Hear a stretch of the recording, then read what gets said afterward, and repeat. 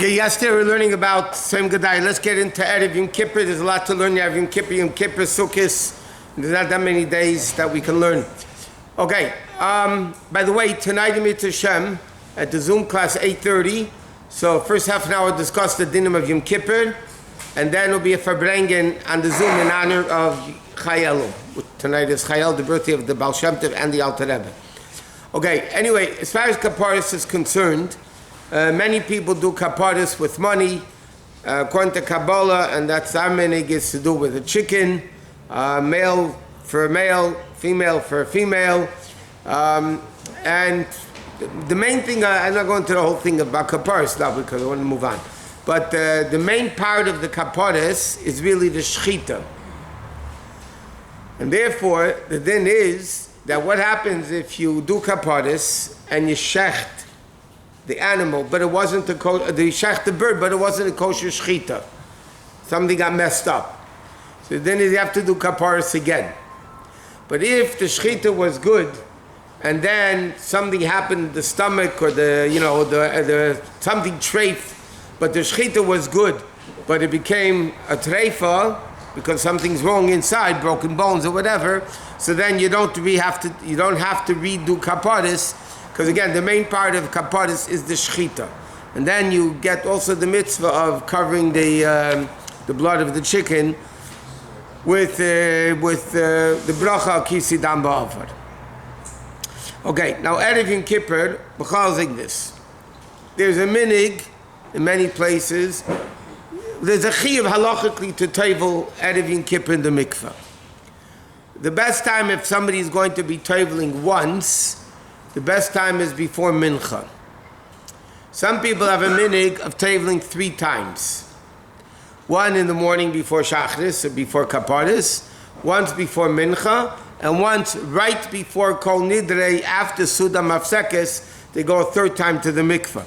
There's a story with Rebbe's father that it was very difficult to get to the river and everything, so he found a place and he got dressed, he got undressed, went into the mikveh, came out in the river it was. Got dressed, got undressed, went back into the mikveh, came out, got dressed, and did it a 3rd time.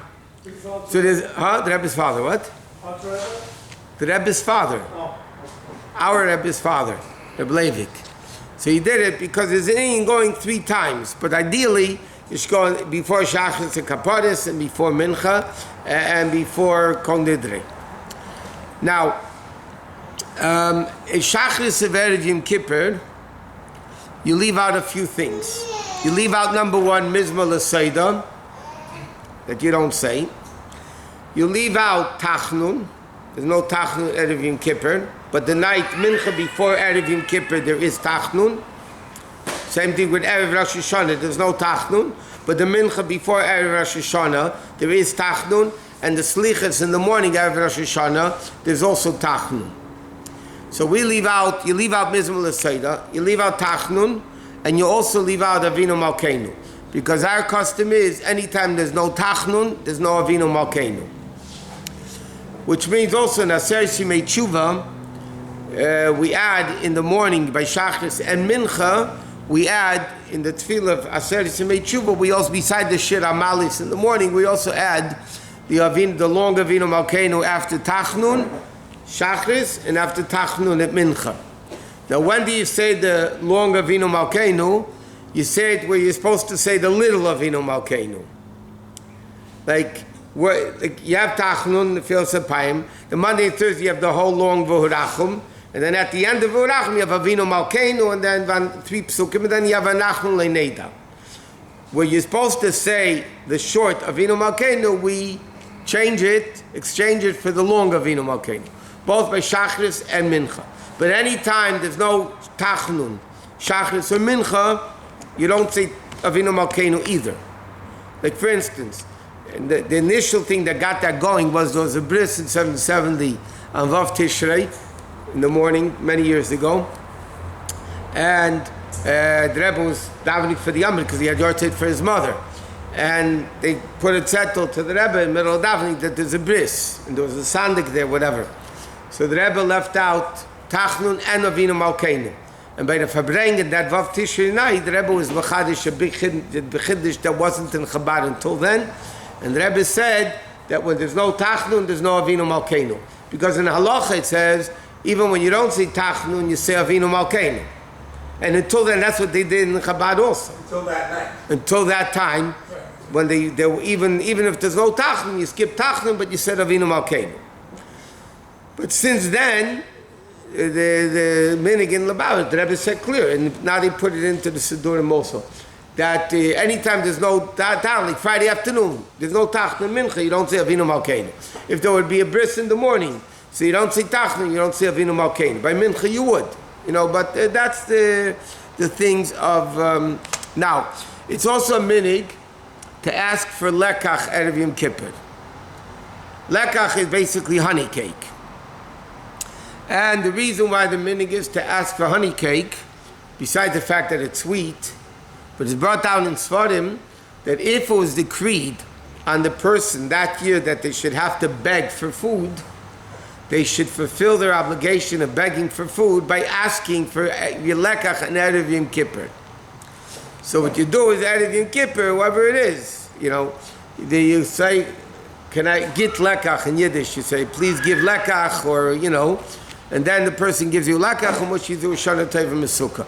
The Rebbe used to give out lekach for many, many, many years. It was only erev Yom Kippur, and then the crowd got so big that the Rebbe started giving out lekach already 3 days before Yom Kippur. The Rebbe would be already giving out lekach, and the lines would be. So anyway, that's it. Now there's another din of erev Yom Kippur, that it's a mitzvah to eat and drink 2 days worth. In fact, one of the days you're not allowed to fast is Erev Yom Kippur. One of the few days it's forbidden halachically to fast is Erev Yom Kippur. So Erev Yom Kippur, the minig is to eat for 2 days. Why? And the Gemara learns it out from a pasuk, because the Gemara asks a contradiction. One pasuk says, and the Tishel Tishiyim LaChodesh me'erev ad erev tishpusu Shabbatchem. One pasuk says, seemingly implies that Yom Kippur is on the 9th day of Tishrei. Another pasuk says Basidi on the 10th. So the Gemara asks, okay, Tzad, how do you reconcile Yom Kippur on the 9th and Yom Kippur on the 10th? So the Gemara answers that what the Torah means is like this: you're supposed to eat on the Yom Kippur's on the 10th. You're supposed to eat on the 9th. Like for 2 days. And by eating on the 9th, Hashem considers it as if you fasted on the 9th. Because it's obvious if you have 2 mitzvahs, one to eat and one to fast, you're going to get more reward for fasting than for eating. By normal people at least. Not normal people, I don't know. But normal people, you're going to get more reward for fasting. So Hashem says on the 9th, when you eat, I consider it as if you fasted. So therefore, even a tainus chaloim, even if somebody has a bad dream, that you're supposed, even Shabbos you fast, but Erev Yom Kippur you don't fast. It says you have to eat for two days worth. You don't actually eat 6 meals in one. No, you don't. First of all, halachically, a day has 2 meals. A normal day in halacha has 2 meals. Shabbos is 3 meals. In America, they have breakfast, lunch, and supper, and midnight snack, and morning snack, and after the wedding, you have the breakfast in the morning. But halachically, halacha, there's 2 meals a day. Shabbos, you have a union of 3 meals a day. So, but it doesn't mean you just eat a whole day. It means you should eat. Should eat. It's also a minig that day that you dip the challah in honey. So you have 2 su'udas on Yom Kippur. You have 1 su'ud in the morning. In the morning time you wash. You have challah, not like a mishnah, but you have challah dipped in honey. And then the minig is you have fish by the first meal. The second meal, the Matar Ephraim brings down, you don't eat fish. But the first meal, Erev Yom Kippur, you eat fish. You should eat light foods that digest easily, that you shouldn't have a problem fasting. And you should only eat, easy to digest, and things that are not going to make you too thirsty. And there's a minig to eat kreplach. Kreplach is meat covered with dough. There's a whole Kabbalistic reason why the minig is to eat kreplach Erev Yom Kippur. You eat it, Erev Kippur, Hoshana Rabbah, and Purim. These are the 3 times that you eat kreplach. There's a lot of different reasons. Okay, also, before Mincha, the custom is you go to mikveh and you have malchus. So really malchus goes before mikveh and then you go to Mincha. So what's malchus? Literally means you get lashes. What do you mean you get lashes? So it means that you bend down and all fours facing north. That's our meaning. You face north and the guy hits you on your back like a sego. Right, left, center, right, left, center, right, left, center. And you do it 39 times. And while you're doing it, both the hitter and the hittee, which means the guy that got hit, do it. They say the pasuk v'hu racham chaberav, and there's 13 words in the pasuk, and you say it 3 times. That's 39, corresponding with the 39 malchus. But the person does it before the one that does it and the one that gets it. What do you face north? What? Why do you face north? I don't know. There must be a way. I don't know. Go eat the challah in honey. No, that's not. Go eat the challah in honey from Rosh Hashanah until all the way to Sukkot. Rosh Hashanah, you dip the challah in honey. Erev Yom Kippur, you dip the challah in honey. First days of Sukkot, you dip the challah in honey. In between, you don't. 1 second. Hoshana Rabbah, you dip the challah in honey. That's what it says you dip. And a lot of the other days, they call them, the Rabbi writes Mehechet Teisa. Mehechet Teisa means yeah, no. Some do, some don't. But the official times that it says that you dip challah in honey is 2 days Rosh Hashanah, Erev Yom Kippur, Matzah Yom Kippur, first 2 days of Sukkot, Hoshana Rabbah, and that's it. Those are the official times you dip in honey. And we don't dip in salt at all during those times. Not true. Our minhag is, even Rosh Hashanah, it's not official minhag, but that's what the Rabbi did. Our minhag is that you dip the first piece into honey. And what the Rabbi used to do was only the first piece he dipped into honey, and then the Rabbi dipped the other challah into salt. But the Rabbi had a minhag, every piece of challah he took, he dipped into salt 3 times. But officially, many people bring it down, by the way. The minhag is you have to have salt on the table. It's brought down this minhag in Halacha that some people dip it first the piece in honey and then the second piece in salt. Some people it's brought down, they dip one, you have a piece of challah, one side honey and one side salt. But that I haven't seen done.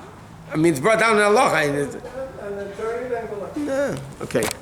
Machet Shina Zimmer Zimmer Mechebe B'Mayim Kim Shirlag Al Teira. And then Rekashim Eroz Gedboch Zak Sovi